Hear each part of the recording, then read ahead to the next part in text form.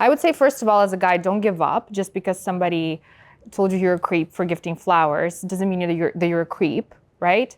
Don't take it personally.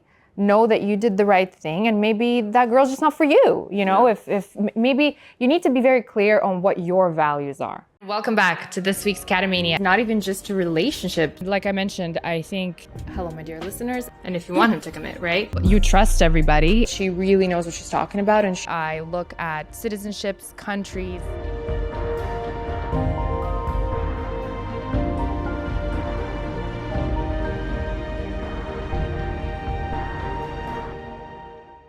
From Nomad Capitalist Live, our sold-out 4-day event. We have 800 plus global citizens here joining Cristina Cataman and I. She's talking about relationships, East versus West. We're talking about all things Nomad Capitalist. Make sure you join us at the next Nomad Capitalist Live. Cristina, welcome.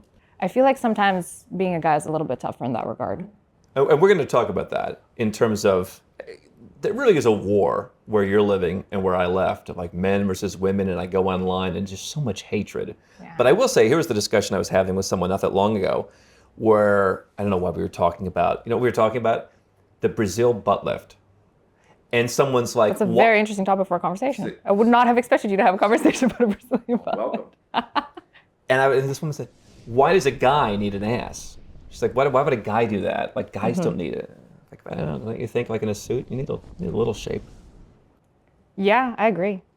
This is Cristina Cataman, like you've never seen her before. Guys actually get Brazilian butt lifts? Is that a thing? Wasn't there that big thing on Instagram where like the guy's on his yacht running with like the craziest BBL? I would really love to know your algorithm and what videos you have pop up. That is what's showing up, because that is not my feed. I have Winnie the Pooh. We have, because we have the pageant winners, we have Miss Indonesia coming to the event, and then we have like Miss Armenia for a Live Like a King video. So now I have like all the pageant, I know all the pageant gossip, like, you know, Miss DR, she's in the lead. And then I have the kind of stuff that you're either maybe in league with or pushing back on. I have like the male-female wars of like, just like get her a glass of water. And then she's like, listen, private jets are the bare minimum. Like there's someone out there buying the private jets. Don't settle for less. And I'm kind of, you don't see any of this. I see the private jet thing, because I always joke with my husband that unless he gets me a private jet, I'm still with him and I haven't gotten the private jet. So obviously it's a joke, but I would like to have a private jet. Would you? You want to own the jet or you want to lease the jet? I don't care how I get it. I just want a private jet. You want to I just want the private jet. You know what I mean? Right. But my husband says we need to make, you know, a smart financial decision and maybe have a private jet business. Which is a smarter decision, because then because owning a private jet is a lot of maintenance. I don't like mixing it though. I think like when you start to mix it, you start to mix the private jet, like people say, oh, I want to own all these houses around the world. That's kind of the thing I talk about. Yeah. They're like, oh, well, maybe I'll rent them out when I'm back. Like once you start like, oh, it's an Airbnb business, but you also live there. Right. It's like, you know, poo-pooing where you eat. Like let it be one or let it be the other, I think. I think I told you once before when you were on my podcast that I feel like you're Eastern European, because that's a very Eastern European way to look at things. Like you don't, in your house, in your apartment, you don't share it with anybody else in terms of like renting it out to people or anything. I mean, I have a Canadian friend with like $100 million. He's like, listen, why don't you install it? I'm like, I got this problem. I don't want someone to touch my wardrobe. He's like, get an owner's closet, put a lock. No one's going to break in. Really? Yeah. There's just something about people like, and the thing is, I personally, when I'm in an Airbnb, I try to leave it better than I found it. That's just how I was raised. So you're the one. To rent it out to. Yeah. But most people don't, not to toot my own horn, I'm not trying to be, there's lots of people who are like me, but a lot of people don't think that way. They think, well, it's not mine, so who cares? You know, I'll just, so yeah, I kind of agree with you on that. But this is, okay, let's talk about this. Because I've seen you, and I'm sure there's some things we disagree about. I'm a guy, some things I'm standing up for the guys, and yet I do see a lot of weakness. I see, like you said, chivalry's dead. I think I've been in such a bubble for my entire adult life, building a business, doing my own thing, that even like when I would, back in the day, I would walk with a woman, and I would always make sure to like reposition myself next to the street.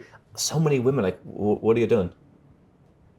And I'm like, this was even sick. It probably gotten worse. Were they Western women? Not to... Darling, what do you think you're dealing with here?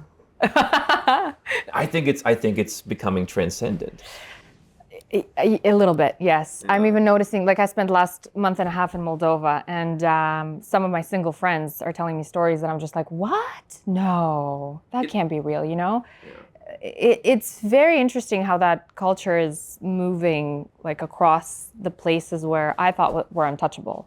You know, I thought Eastern Europe was untouchable for that kind of stuff. It's still good. It's still really good. If you want a traditional wife, for example, it's definitely a great place to go to because most women there still value very traditional values. But it is interesting to me how a lot of those things, the weakness part of it is kind of just kind of contagious. I'm going to touch on that because I think you've got a unique perspective. Let's talk just for the guys watching who see it and they kind of see what I'm seeing, like, you know, if he doesn't have a private jet, you can do better. What's your... My thought is there's like 50 people who have that lifestyle and a bunch of people who pretend they have that lifestyle, but it still kind of seeps into the culture that like that's what everybody has. Somebody told me that some woman was like, oh, like, you know, so everyone's flying in business class. Like, no, not everyone's flying in business class. Like, most of the plane is not business class. Yeah. Where do you think that came from? I think social media. Sure. A lot of people, you know, flexing sometimes with things they don't even have, right? Fake private jets. Yeah, like I've heard stories about fake private jets or rooms that are set up to be like private jets for influencers just to go and take pictures there. I don't know if it's true. I've never done them myself. But you know, you look, and I used to have that. Now I'm like, this is just, you know, social media, and for me it's work, so I look at it a little bit differently. But if you go online and all you see is, you know, flowers, which flowers, by the way, is a must, in my opinion, but you see this level of maybe a relationship that you're looking at, and you're like, oh, well, I don't have that. How come I don't have that? And then it just spreads, and you get this kind of like a jealousy or a FOMO type of situation, right? So social media has a lot to do with it, and a lot of people people that you look up to, telling you online, well, if he doesn't have a private jet, he's not the one. And that's a little bit of an extreme. Yeah. But when I'm hearing guys being like, oh, she kind of like yelled at me like, oh, what do you think, like flying me around in business class is so impressive? It's like, I can see why guys get a little bit like, you know, like maybe you would do it anyway. Right. But it's like, you know. There's one thing to, you know, want those things and encourage somebody to go for them. You know, my husband and I, when we met, we both didn't really have much, but we both want a certain level of lifestyle and certain types of things in our life. So we're working towards them. So encouraging each other to do it is one thing. That's a relationship. That's a relationship. I do kind of think that there's people out there who really think like every woman's flying around in private jets, and they're not. No. Am I wrong? Of course. That a lot more people think that like that's happening more frequently? Probably, and again, that's probably because of what you see on social media. Yeah. Because nobody's going to take a picture in economy class with a glass of champagne. Not every economy class will give you a glass of champagne to begin with, and also it's not a flex if you're flying in economy. You know what I mean? Do you see on the Ryanair social? I don't know why I saw Ryanair's thing, but they're showing like they always like make fun of their own customers on their own social media, and they have these people like flexing in front of the Ryanair plane. It's not as interesting, right? But when you go online and you see. Let's say you follow 3 women who are very wealthy and they're always flying private. You're gonna think everybody's flying private except for you, or most people are flying private except for you. I think this also. As a guy, if I saw that and I saw the woman in the little fake private jet room that they have at the studio, I would be okay. I fly private occasionally, most just around Europe. I wouldn't fly private from Europe to Kuala Lumpur for any number of reasons, but within Europe. But I might say, okay. She's used to that. So I'm going to feel like an extra sense of pressure. Like, oh, if I want to talk to her, I better bring my A game. And I think it kind of like she's setting the stage, perhaps, is how I would see it. For like, this is what even though I don't have this now, I'm like, fake it till you make it. Right. Would it motivate you to do more? Would that... In a negative way? If it were a dating sense, don't you think that'd be kind of a negative? It's kind of like a manipulation. Right. Here's what I'm used to. And then you're like, holy cow, like she's not going to want to be with me unless I'm bringing all the... Right. Bringing the heat. Would that discourage you, or would that... I'm happy to be out of this space. I know, me too. Let's talk about the other side, though. You had a sweatshirt, Resuscitate Chivalry. What does that mean? Exactly what it is. I don't think chivalry is fully dead, especially, and I know you might, have your opinions in that regard, and I'm sure you and I can disagree on a couple of things, which is a beautiful thing. We're meant to disagree with one another. But I think chivalry isn't totally dead, especially not in America. There are some Really? certain places in the United States where there's still chivalry and there's still kind of that emphasis on traditional family values, on more traditional outlook on this whole situation. So I made like a couple of comedic videos a while ago, just kind of saying that as a slogan, like resuscitate chivalry. Yeah, sure. And it caught on, and I was like, well, let's make a sweatshirt Merch. about it. Merch. We're gonna merch. So I believe that it's up to us, women, to resuscitate chivalry, because the reason why it's kind of dying, especially in the Western world, is because of how we have been acting around men. We've been, well, not me personally, but women have been spreading the All message those of, other women. we don't need no man. No, just kidding. The whole you don't need no man and I can do it all on my own. I think it came from that. You know, when I heard that recently, I'll tell you what, I feel like there's so many dating tropes. The I don't need a man thing. Like, there's a technical part of that. Like, right, you should not place your self-esteem in having a man. I think there's probably parts, I know like in Russia, there's parts of Eastern Europe, maybe much of Eastern Europe, where it's like, that's the goal. Have a man, doesn't care how, doesn't matter how good the man is. Sure, you don't want the guy in the jet, but just get a man. Yeah. Or else you're nobody. Like, that's obviously nonsense. Of course. And in the same way for guys, I've heard years ago, I'd hear like, don't spend more than this much on a date. And it was said so nastily. But deep down, it's okay, there's something to be said for, especially in a Western culture, which is a bit more egalitarian now. The message was, don't get taken advantage of. Right. And yet it was presented in a kind of, one could argue, misogynistic way. So I feel like there's so much negativity that people bring into things that at their core are not bad ideas. Of course. Be happy with yourself. Don't be taken advantage of. Yeah, and we live in a beautiful world. You can, if you don't align with values of the country that you're in, you can go to a different place. You know this better, right? So there's a lot. I agree with you. There's a lot of extremes in these subjects. The whole idea, like people tell me, "Oh, you're anti-feminist. How dare you? We fought so hard." And I'm like, I am not anti-feminist. I am very pro that first wave that we had. Right. That allows me to sit in this chair and talk to you. Right. That allows me to do the things that I do. Open businesses, work. You can come here and learn where to open your company, where to open a bank account at Nomad Capitalist. It's beautiful. I can be a CEO. I can even run for the Prime Minister of Canada if I wanted to. Can I ask what's a little cringe though? Have you seen this? Guy asked me, "What's my favorite position?" I said, "CEO." Ooh. Well, that's kind of funny. If you have to call yourself. No, I had some girl tell me like, "Oh, I also I date a friend of mine. Oh, I've dated some founders." These guys who I'm the founder. It's a little bit cringe. It's a little bit cringe. I'm the CEO. As a reel on social media, it's a little bit cringe. But also, in what context was that question asked? Because if it was just like a dinner and he asked her, "What's your favorite position?" Things happen. Yeah. Really weird things happen. You know what happens what I've learned in Eastern Europe is guys ask like directly, like on a first date, how many guys have you been with? Oh, like the whole body count true? thing? So that was that's more of a Western terminology. The West gives everything a name. Yes. Everything has to be labeled. Everything's to be, yes, a label. I'm kind of getting out of the labels. But I feel like in Eastern Europe, the guys were doing that for a long time. And it'd be like, all right, for a while I said 2, then I said 3. Like, is that true? I don't think so. I've never heard of that. I remember, this is years and years ago, they'd be like, why haven't you asked me yet? Or they would volunteer. I didn't ask. I have to inquire about that. I don't think I've heard that. Really? But I don't think it's an appropriate question. No, but the women would be like, oh, the guys, if you didn't ask, I'm just going to tell you now. Because I'm anticipating you will ask. Because that's what I'm used to. Interesting. Yeah. Very interesting. Yeah. I don't know. Which part of Eastern Europe was that? I'd be curious to find out. The Balkans. Huh. It's Balkan.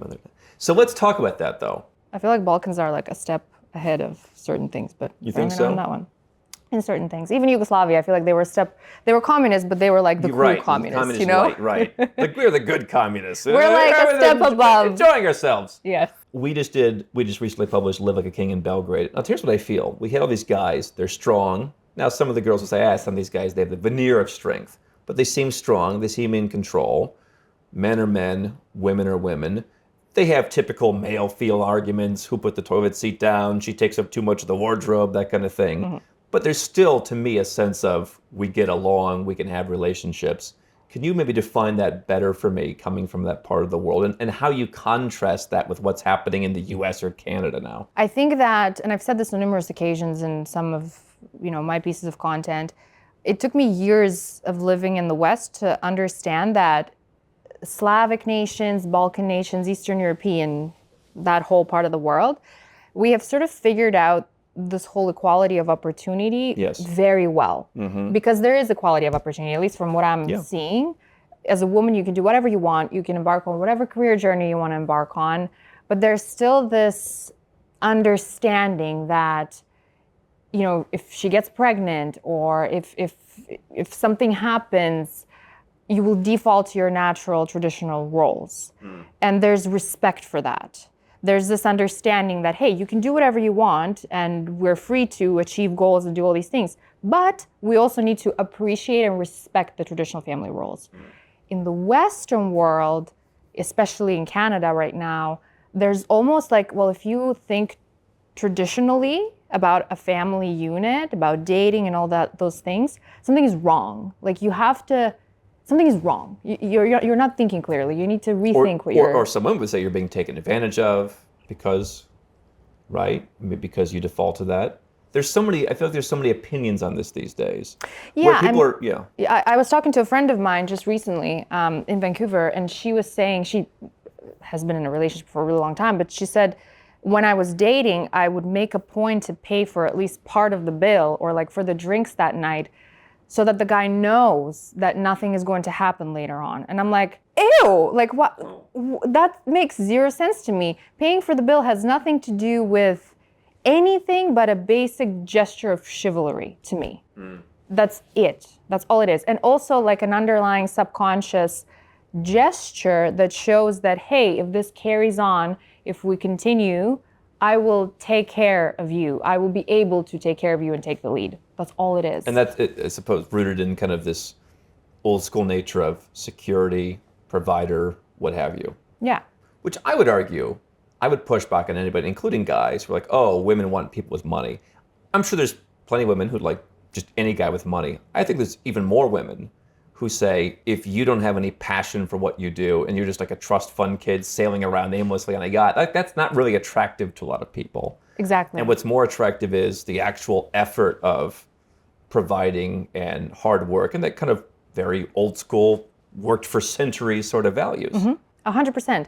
I mean, look, even as I mentioned, when I met my husband, he didn't have his law degree. He went to law school while we were together. And it wasn't at all his financial position or where he lived or even his passport, you know, like all these things, none of that mattered. What mattered to me is that he was ambitious and I knew that he's gonna go for things. He's gonna set goals, he's gonna achieve them. I think that's what matters to most women. Yes, of course, there's a percentage of a population of women who just want, you know, a sugar daddy, but... You gotta help me like deprogram my Insta. I don't spend a lot of time on Instagram. You gotta help me deprogram it. Here's one I got recently. It was, at my age, I don't have time for the ambition. Like I need that stuff already built. There's that too. I mean, I think if I met my husband now at this stage of my life and he was not particularly interested in building a stable foundation around himself, right? I would be alarmed. Like to me, that would be a bit of a, how come? If he wasn't, you're saying if he wasn't ready? If he wasn't, there to some extent. If he wasn't there to some extent, exactly. Because I would think to myself, okay, you know, you're 37 years old, you don't know what you're doing with your life at all.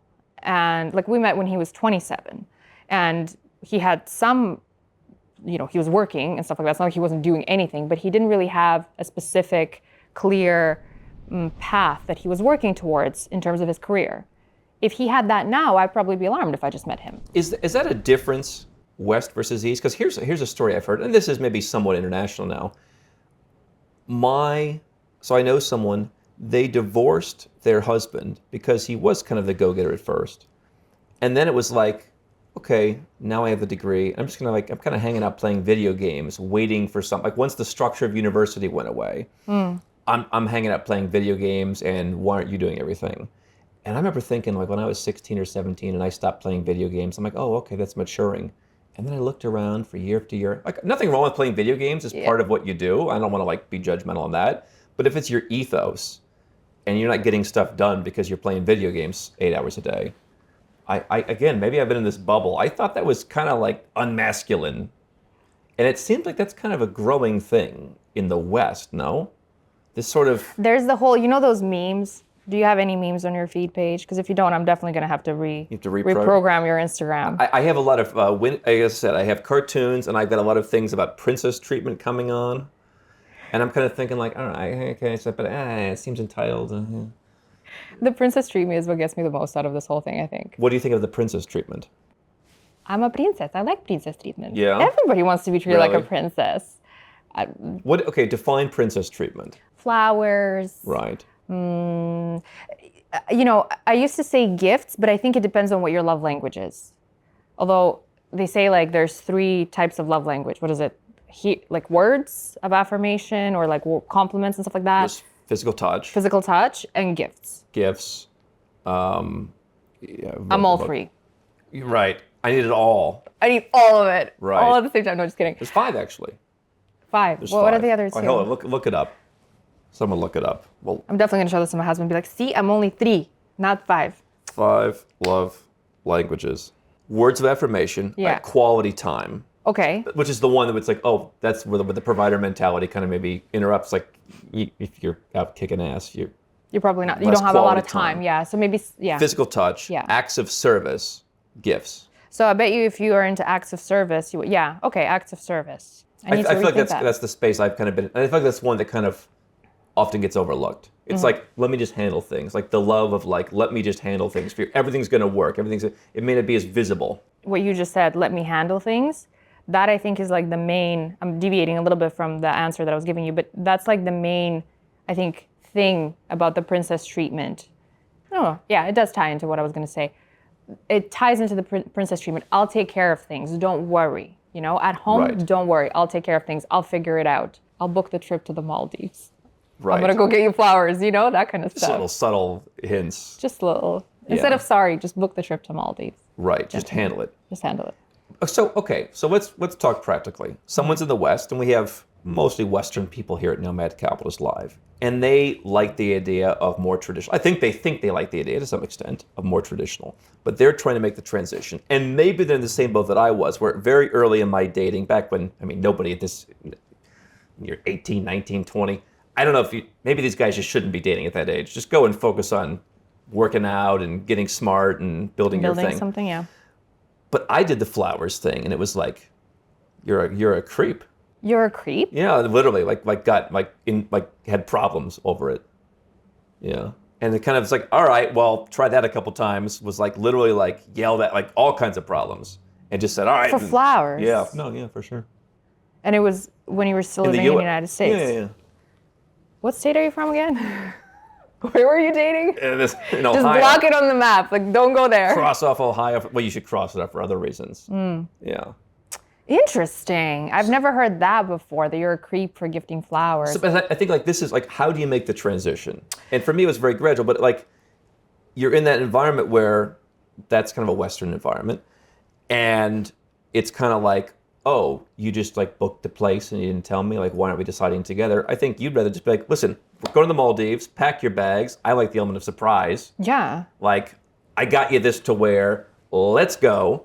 Trust me. I don't know if that works in the West, so how do you segue? And it might not even work for some women in Eastern Europe too, you know? Sure. I could see how some women they prefer to not maybe control things, but know where they're going, know what, you know, I have a couple of friends like that, although they do live in the West. But anyways, this whole West versus East, you know, I don't want to... It's not so clear-cut. It's not so clear-cut, yeah. It's just that generally speaking, certain ideas and principles align with the Western world, and then others align with you know, Eastern Europe and my part of the world. I would say, first of all, as a guy, don't give up. Just because somebody told you you're a creep for gifting flowers doesn't mean that you're a creep, right?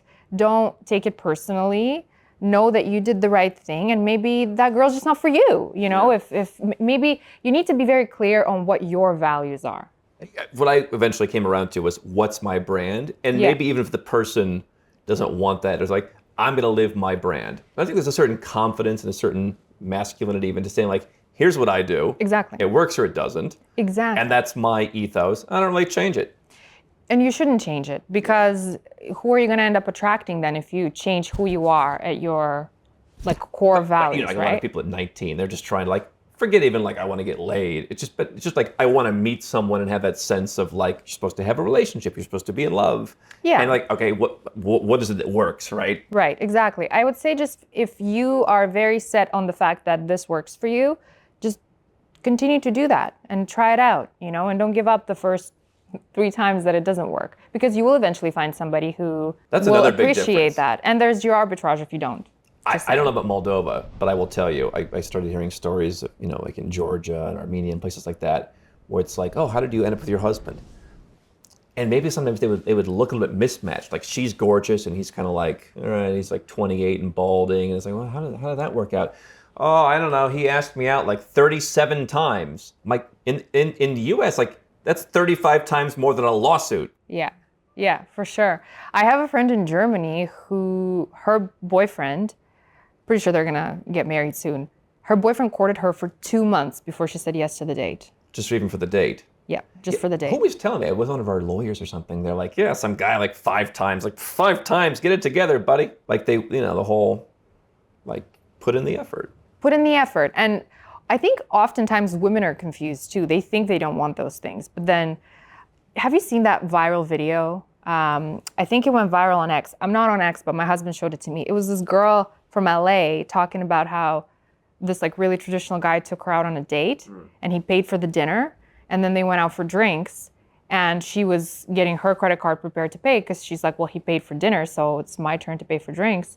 And he gave her his credit card and said, get whatever you want. And she's like, all of my feminist values, everything just melted away when he did that. Do you think at our core, and again, okay, I'm using this West East as kind of a shorthand, is it kind of like there's been a veneer, there's been just a bunch of stuff piled on top of Western values that underneath, if you scrape it all off, you're still at the core values of who we are as men and women, and we're all just trying to kind of disguise it and pretend for the sake of progress? Yeah, I think there's a little bit of both. There's a lot of confusion and a lot of things going a little too far. Like I said, I think that feminism was really important and continues to be important in many parts of the world still, but it went too far. Somehow we went from, hey, let's have equal opportunity with men to, actually, we don't even need men. And in fact, men suck. Like, the amount of times that I've heard women say that in the West, men suck, we don't need them, they don't think the same way we do. And I'm like, hold on a minute.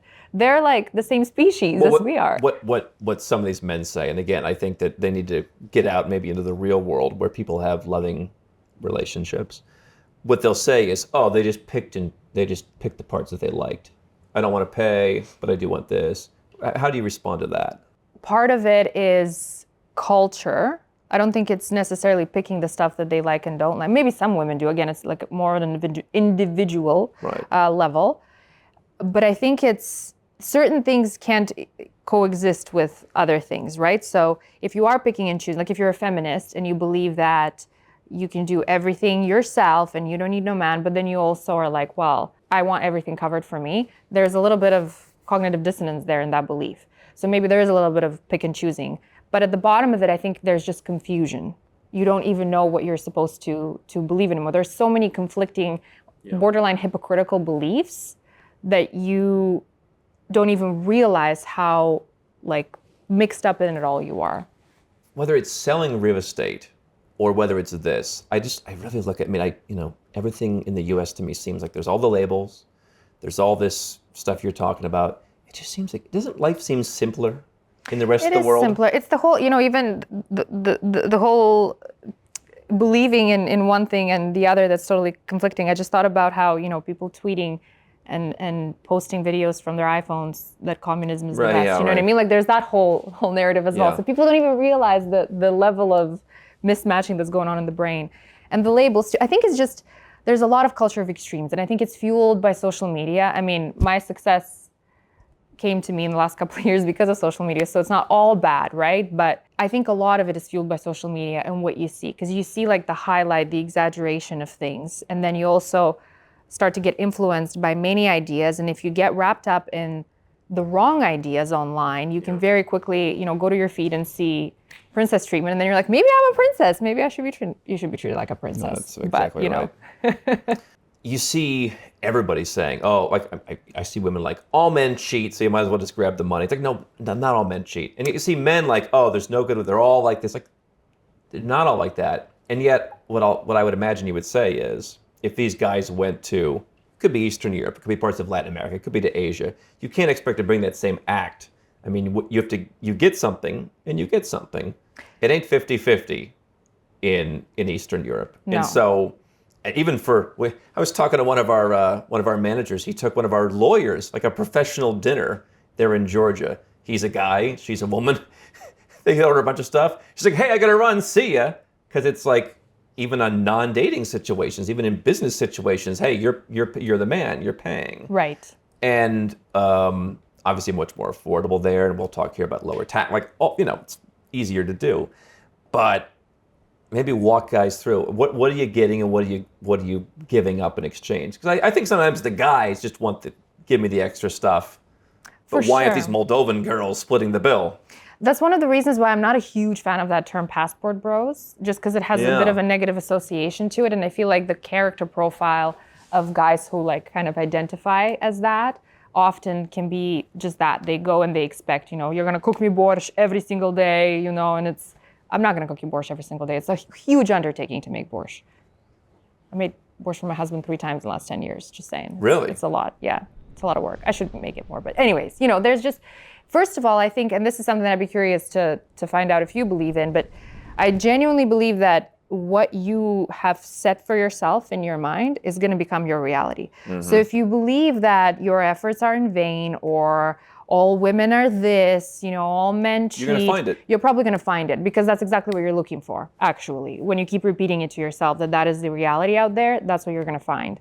So you got to really figure out where that belief came from, why it's there, and you got to change it. From some traumas in your childhood or in past dating experiences. And that's why I think the changing environment is so interesting, because there's a friction when you go to some other physical place. Yeah. That it just hits you in the face, the differences. Right. So I think you have to change that first and foremost. And who knows, you might not even have to travel to Moldova. Someone might show up into your life before you make your trip down there. What do you think about passport bros? Because you could make an argument that there are guys who are unfairly labeled as that, who just say, as I did, hey, I don't fit in here, and I'm going to go over here. And a small part of that is the love and the relationships and all that. And it's just part of my new life. Right. And then there are people where they're in the building that we toured in Colombia years ago, where they stopped allowing Airbnbs because a family opened the elevator door and there's a woman on her knees with the guy who's visiting from out of town, and they're sick of it. So what's your thought on the passport bros? I think there's nothing wrong with going to a place where you feel like you're more aligned values-wise, right?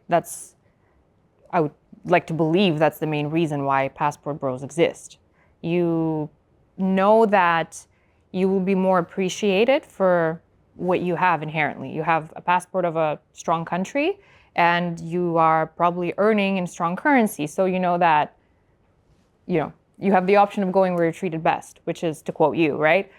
It's not a bad thing. It's also, I don't think, a bad thing necessarily when you arrive to a country and women find that as a point of attraction. It's not all they find attractive about you, but they see something that equals freedom. It's like a path to freedom, right? You have a passport that will allow for more freedom. I don't think there's anything wrong with that, but I think that you have to go in with the right intentions and not just think of yourself as a king just because you have a different passport and all of a sudden you arrive to a place and, Yeah, we have Live Like a King, the series where we go around. It's really about shattering misconceptions about what places are and how you can have a great luxury lifestyle. But yeah, to me, luxury is never boastful. And it's never always over the top. Maybe we disagree a little bit on that. I like to have caviar one night and Taco Bell the next day. I like to have a little bit of a mix. You also don't like Gucci. Well, I think Gucci I think a lot of people are falling into favor with Gucci. The stock is down. Right. People are shopping there. I like Sales figures are down. But you like nice things, not necessarily for the brand of it, but just when they're nice, right? I don't like these brands that everything went from Yves Saint Laurent to now it's just Saint Laurent, and Ferragamo is kind of the last one to fall. It was so classy, and I was talking to my tailor. There's no good brands to go to anymore. Speak about brand, and I think you make a good point. Guys need to have a brand. Here are my values. Here's what I want. I'm not just floating around in the wind doing whatever it takes. I'm not being angry. the least masculine thing you can do, quite frankly, by the way. It's James Bond to get angry. Moves on. Who's your favorite James Bond? Pierce Brosnan by far. Pierce Brosnan is your favorite Bond? You're crazy. Who's better than Pierce Brosnan? He's Sean suave. Connery. Okay, like Is that's number old one James Bond. Okay, fine. I like old school I things, can expect you. Sure, as do I. Daniel Craig is number 2. You're nuts. First of all, he's blonde. That's not the look. I just don't. I don't think he's got the look. He's too brutish, and then he's like falling all over himself. Like he's not making love to beautiful women. But he's a dark character, right? They gave him darkness. It's not fun anymore. I want the suave guy who has all the witty lines. He's like doing his tie in the submarine. It's just a little too not enough for me. Not enough? Pierce Brosnan. Don't get me wrong. I appreciate it. I do. He's not strong enough for you. Yes. The Moldovan woman. You want the Moldovan roots. You want a little more strength. Yeah, exactly. A little more brutishness. Exactly. That is something in Serbia, for example, I do see is like you're not brutish, but you kind of have to play that role to a certain extent. Yeah. It's a fine balance too, because women from my part of the world, I made a video about that recently. There's like this belief that a man needs to be able to like hit the table with his fist when there's a disagreement or when there's a decision to be made. He needs to like, kind of put down his foot. Like Khrushchev with his shoe. Like we're gonna bury you. Exactly, and it's funny because I remember my dad asked my husband Alex once. There was something that I did and. My dad was like, Alex, couldn't you have smashed your fist at the table and told her, Yeah. And I was like, Dad, if he ever does that, like legitimately, the table will get thrown right at him. But at the same time, he does need to be able to do it. So it's like this fine balance. And then we'll make the most passionate love underneath the table on the rug. Maybe. Maybe. But there's like this certain, what do you call that in English? Like a certain quality that you need to have to be able to do that when necessary, basically, for women from my part of the world. I don't think any guys in Ohio are pounding their fist on the table. I don't. I don't know many guys from Ohio except for you. Yeah. What's Ohio like? Yeah. It doesn't get any What better about than Texas, though? Or Tennessee? You think so? I think so. They're or becoming even so the Carolinas. But everyone's leaving all like the blue states, and then they're going, and it's kind of like becoming like watered down, I think. Like everyone's going to Nashville and Austin and Miami, like whatever it was is kind of being Dallas. It's kind of being diluted. Do you think it's going to all turn blue? I think it'll eventually turn. Yeah, for sure. Eventually turn purple. I mean, I lived in Arizona, and it's like, what is it? 2 U.S. senators, and like they voted for Biden. Right. We'll wait for the comments on how that didn't really happen. But like most of I think the people in the House, I don't follow as much anymore. But it's like, yeah, it's kind of become purple. Following people from California. You and I will probably disagree on this, but that's like the last standing hope for the Western civilization, in my eyes at least, is those few states that are left. And chivalry, quite frankly. In chivalry. Mm-hmm. I think that water seeks its own level, and if there's a void to be filled, it gets filled by something. Mm-hmm. And I think this idea that a country that's 4% of the world's population, and while still very relevant, is decreasingly relevant every year, the idea that can't be removed from the ecosystem, maybe overnight if it's removed, fine. But the idea that I think people have different views of freedom around the world. Mm-hmm. And the idea, again, very much labeling, we've got a constitution. Okay, well, these people over here just don't want to screw with you. They just want you to live your life, and they're just kind of a sense of like, don't bother anybody. So the U.S. has a constitution, but now does it mean anything? It still matters a little bit and means something, at least from as far as I can see. It took me a while to recover from realization that Canadian Charter of Rights and Freedom could just be used as toilet paper, because it really means nothing. Could be. But so let's talk about that, because I wanted to go back to the masculine. But the point was, everybody has to have their brand. Mm-hmm. Build up your brand, and just say, here's what I do. And if I can find a place where they have those values. I mean, obviously, Latin America is going to be a bit different than Eastern Europe. It's going to be different than Asia. Latin America and Eastern Europe is very similar in many ways. You think so? Yeah. In some ways. Their women are a little bit more fiery than ours. Like they'll, but in many ways, they're less very similar. princess treatment there, I feel. They're a little bit more like, Have you ever seen a Latin woman get angry? First of all, it goes from 0 to 100 like real quick. Right. I have some Latin friends, and it's like, it takes a very special type of man to like, handle that. There's not the flower culture there, though. I think that'd be a little bit weird in some of those people, too. Really? I think so. Where are the Latinas working here at the event? Can we get them in here? We'll figure it out. Well, I don't think it's a flower culture. Really? No. Interesting. No, I don't think Asia is a flower culture either. So it's just I think Eastern it's this Europe. very like Eastern Europe is like, my husband still can't recover. He's like, I've never seen flowers like that in my life. You know those roses that like you see all the Russian influencers? You It's probably don't. like 17,000 roses. 17,000 roses or really, really tall roses. They're like the size of a human, basically. And my husband's like, who does that? And I'm like, my people do that. And why haven't I gotten one? And he's from where? He is Serbian. Right. But he was born when Yugoslavia was still a country and raised in Canada. Right. Yeah. So you discovered a couple years ago after moving to Canada, hey, maybe this isn't all it's cracked up to be. Is that true? Yes, basically. Why yeah. hesitation? Because I genuinely believe that it's one of the greatest countries in the world. Like when I was moving there, I thought Canada had it figured out better than anyone else. There were certain nuances, but just the level of organization, the level of opportunity. It was a really hard country to move to. It still continues to be for many people. They were very organized, very, for lack of a better word, there was this like general level of fairness and opportunity. Just there was so much opportunity there. You could come and build yourself into everything from nothing. Don't get me wrong, that's, I believe, still the case, especially in US. But the biggest thing with Canada is I genuinely thought that there's freedom on all levels. There's just freedom. You know, we're free. And then when COVID hit, I realized that's not the case. I thought that our charter was similar to US Constitution. I'm not going to point at you anymore, but US Constitution. And it isn't at all. They can scrap that in a heartbeat if they want We always thought growing up and working in broadcasting in my early life, I mean, in Canada, you have to play so many Canadian artists. Like you can't just play Beyonce all day, and there's no, you don't have the same level of freedom of speech, which I will say, traveling around the world, I don't need to come to Malaysia and attack everybody. I kind of feel like that's why you want to go somewhere else, is to like get away from like, I want to complain about politicians all day. It's like, why? Right. But I get the point that if you live in Canada and you're from Canada, you'd like those freedoms. And yeah, that was always the idea. It was watered down versus the US. Yeah. But that's why people were nicer, they said.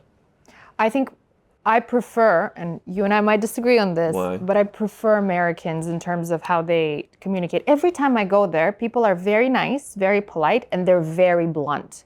I appreciate, think so? Yes, Really? at least everywhere I've gone, Compared that's to been like my experience. the Balkans? So Eastern European, I mean, there you have not a lot of kindness right off the bat, but the second you try to have like, and obviously this is generalization, but the second you try to have a bit of more of a deep conversation, they shut down. Like it's a little too awkward. Right. In the States, I found it was the complete opposite. You think People were so? very polite and very blunt. Like I went to Miami and LA in the last 6 months, and it was maybe because I'm very open and blunt, so people feel a little bit more just, I guess, they feel an invitation to share their opinions, but people were not resistant to sharing their political views with me, what they thought about what was going on globally. Like it was a very refreshing Americans know thing what's to going see. on globally?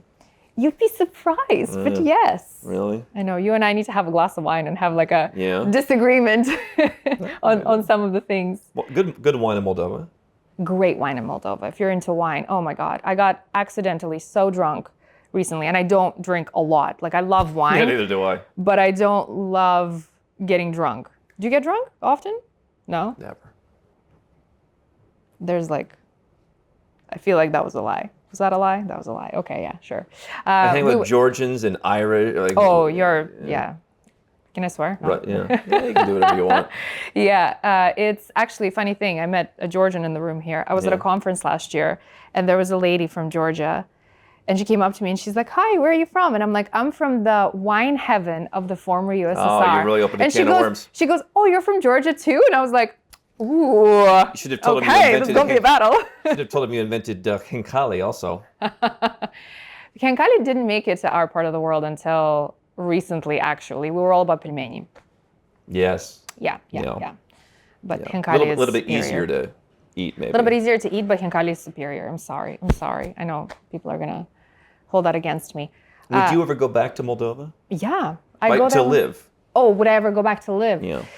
You know, if you asked me that even 2 years ago, I would have probably said yes. It was also around COVID, like the end of COVID, and Moldova was just like so much more open than Canada. So for a minute there, I thought, you know what, maybe I should like divide my time between here and like the West or other places of the world.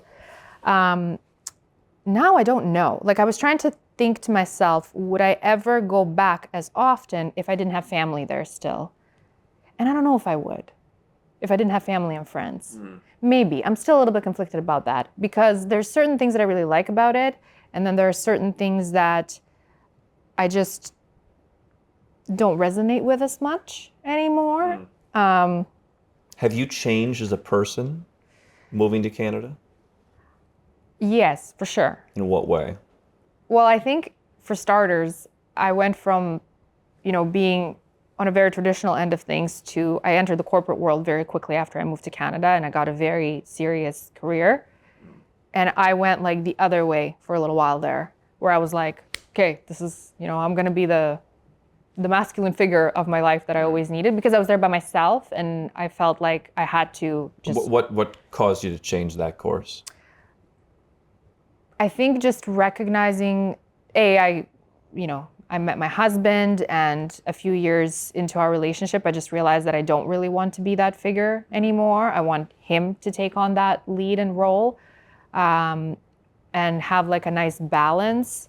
And then also I think just like growing up and realizing that certain values maybe don't matter as much anymore as I thought. And maybe certain things and certain ways that I started to, I guess, implement as like my thinking patterns were not necessarily from the right place, if that makes sense. Was there kind of a thought that I'm going to Canada, the brand of Canada is get into the corporate world, like it's kind of a package deal? Was that like, that's the thing that people do? Yes. 100%. And I'm not going to think about it, I'm just going to do it. Yeah. And it brought me success. I mean, I lived, the lifestyle that I used to see on television.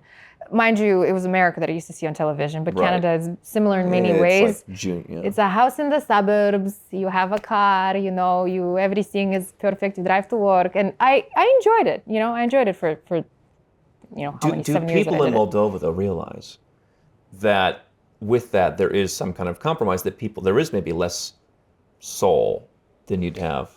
I think people who haven't experienced it maybe don't realize it as much. And maybe people who are in like the corporate grind, even in Moldova, they may not understand it from that perspective. But I have friends, for example, in Moldova who run their own businesses and they have this level of freedom that a business can bring you. And when I tell them about, the lifestyle that I had when I was working in the corporate world, they're like, oh my God, I would never, that sounds horrible to me. Especially, North American work culture is different from even European work culture. In Canada, it's very similar to US. You have a little bit more vacation time by like 3 days maybe, but it's very much you work your whole life. You put in a ton of hours always. So when I say that to my friends from Moldova, they're like, oh my gosh, that sounds like horrible. I would never do that. And yet there's that brand of, I want the passport. We were talking about how do you meet someone in Venezuela? And somebody was like, I have a cousin who's American. It's like you just go around and just, I'm sorry, did I drop that passport in front of you? I'm sorry. I wonder if that'll work as well in Moldova now because, I get less that. And less so, I think. Less, because there's more freedom now to travel. Right. I mean, they just recently opened up EU for Moldovan citizens for 90 days. That's been a long time. A really long time. Maybe a decade now, I think. Moldovans can go. Oh, you mean for visa? I thought you meant long time without long without time having that for ability. visa free, yeah. And how many Moldovans now get the Romanian passport? Romania is now even in the EU and no Schengen. I feel like it's all changing, don't you? And could you do what you're doing in Canada? Could you have done that in Moldova? Could you have done social media in Moldova? Yeah, I could have, for sure. I could have. You could argue, and I don't know the answer to that question, but you could argue and say maybe it wouldn't have been as fast of a growth. Although now I have very strong suspicions that I'm actually getting a little bit censored in Canada because my growth in Canada when I'm there is not nearly as, and I don't know if it's censorship or it's just the way it works with algorithms. Why I don't do you think Canada wants to censor you? I don't know, because I'm not that controversial of a figure. I'll say whatever's on my mind without a filter. I've said a couple of things about Justin Trudeau, but I'm not, that big of a controversial. I'm not a political person. No, I'm not a political pundit. I just make fun of things. I have serious conversations on my podcast sometimes. Do a lot of Canadian women like Justin Trudeau? Not any that I know. Really? He's so debonair. What does that mean, debonair? What is that term? He's very Ivanka Trump with the eyes, No. This seems like a cultural difference to me, where you're like, I see through the real Justin Trudeau, but I feel like, a lot of people there could be like, oh, he's such a cutie. I have heard of people voting for him just because he was good looking. Yeah. Which is the worst way to pick a prime minister of your nation. Where I come from, the prime minister, they're the most hideous people. They got boils on their head. The strongest person, although the president of Moldova now is a woman, but it's very bizarre. I think, you know what, and you might agree with this, but I think it's because people have had good lives there for too long. It's too long. And now it's just kind of like whatever. Yeah, the party will continue. Because you never had to worry about Right. the decisions of your government, and now for the first time in I don't know how many years, ever since probably it was founded. Don't you think that created the kind of this male-female dynamic where it's like, hey, anything goes, and we have high taxes, and it pays for whatever things you need. You don't need a male-female dynamic. Everyone just does their own thing, and don't you think that's kind of led to this crumbling of relations? Maybe Things too good for too long. For sure. I think that's how you persuade people very easily into different Right. ideas, right? Because people aren't used to ever questioning what the government does, right? So, yeah, I think not having any major problems for a really long time just leads to kind of like a spoiled nation, right? Like you're spoiled. You've had a really good life for a really long time. Of course, not every single person has had a great life, but nationally speaking, Canadians never had to worry about where the next meal is going to come from or where to get butter, So I think it definitely, I would have hoped that that's not how humans work and that we would make things better out of them being good. But it seems to me like when things are really good, we want to just like smash it all to bits and create problems out of molehills or just there's no problem and then we want to create a problem just for the sake of creating a problem. What's your big piece of advice if someone wanted to go to your neck of the woods in Eastern Europe and they want to adapt to the local lifestyle? Relationships are a part of that. What's the one big thing you would tell them to be ready for? Do a liver cleanse because you're going to drink a lot of alcohol. If you don't drink alcohol, honestly, I don't think you should go. Don't go if you don't drink. Yeah, that's my serious advice. But in all seriousness, wine is really great. So get ready to taste a lot of good wine. And the food is amazing. And also just get your A game, is that what it's called, when it comes to chivalry, especially if you're looking to meet someone, if you're a guy. If you're a girl, because I've heard of that. Girls are moving to Moldova? Girls, not necessarily moving, but they're contemplating the idea of having an Eastern European guy in their life. There's tall, a Serbian guys in that way, especially tall. Yeah, maybe not so much Moldova, but I think ex-Yugoslavs in general are yes, the really tall. Yeah. I'm 6'4", and it's okay, cool. My husband's actually considered the shorter out of the spectrum of, and I don't know how tall he is, but he's a little bit taller than I am. Oh, come on. And he's considered the shorter one out of Really? the Balkan, especially Serbs. Yeah, there's plenty. Yeah, Montenegro is the big one. The mountain men, the Serbian girls like to go with them, the Montenegro. They're wild. I think you should record a whole solo-sode on those things. You know a lot of information that I did not expect you to know. Really? Wow. No, I know because I know the Montenegrins, Montenegrin girls, and their brother comes into Belgrade, and it's he didn't even make it to the hotel before some girl was it's wow. Yeah, they hear that accent. It's ooh, and the guys the Croatian accent. It's softer. Serbian men like the Croats. Who is this person? Wow. I know that. He doesn't travel anymore. What does he know about global citizenship? Right? Are you the founder of the whole passport bro thing? No. Now I'm starting to. I don't like the label because I feel when you label anything, whether it's anything, it just kind of is a race to the bottom. I mean, I did notice that. In all my travels, I always felt and it was partially just a greater confidence, which obviously is kind of at the heart of masculinity, but I felt when I was younger, being a nascent entrepreneur and having kind of weird interests, that was more accepted in other places. I don't know that there was some great movement and I wasn't hanging out at clubs with hookers and 10 of them in a row doing tequila shots, but it was just okay, this feels more comfortable in many ways. And including, relationships. Did you feel like you were getting a lot more attention just because of where you came from in certain parts of the world? Not necessarily, and I do feel this is America, No, I mean, I don't. I kind of push back, and maybe I don't understand the true power. I kind of push back, and if I look at now, why someone might, look at me, I don't know it's so much, there's wealth. Because I don't think people really understand wealth that much. I don't have a car. So if it's like the very typical like Russian standard of like, oh, he sounds fantastic, what kind of car? He doesn't have a car. Get rid of him. You don't have a Mercedes? No car. Conversation's over. It is conversation's over. Right, so you have to, so I feel like as you get older, it is the passion, it is like all the things, the adventure, the being interesting, like what we're here doing is pretty unique. And a lot of people don't get it. A lot of people will get it short term. They'll like it for 6 months and then they're like, hey, I want to go back to Moldova. And some people will get it. But what was your question? Tell me again. If you ever felt like you had more attention and you were more appreciated in certain parts of the world just because of where you came from. I think that's, again, we're overstating the value of the United States. Like people are sitting around, because you'll talk to anyone. Oh, I dated an Italian guy, I dated an Estonian guy, I did this, and one of them was an American. I don't think people are sitting there like, oh, I can't wait for the American. Who are you? French? American. I don't know that people look at it that way. And I also say this, here's the thing that I take from it, and maybe I'm different, because one of the things I was talking to a friend of mine is a lot of the guys he knows here in Asia, they date these women that can't even have like second grade conversations with them, and they kind of like that. And I don't know how you could ever do that.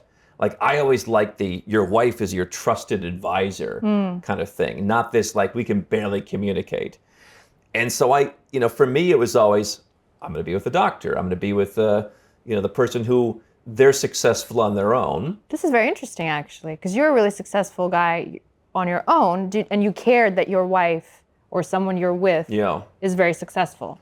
Because a lot of very successful men I know in my life think the same way. But there's this misconception, especially with the online world, that like, well, if he's successful, he will want someone who's like not, No, because they have to, listen, if I'm going to be with someone and they're going to be like, hey, I want to keep my soulless $64,000 a year corporate job. Like, yeah, we don't need $64,000. And like, I don't want to like have to be like waiting around because the boss is like, tonight you're coming over, we're doing, whatever. So there has to be a support. There has to be an affection, I think. But you can't, she barely speaks English.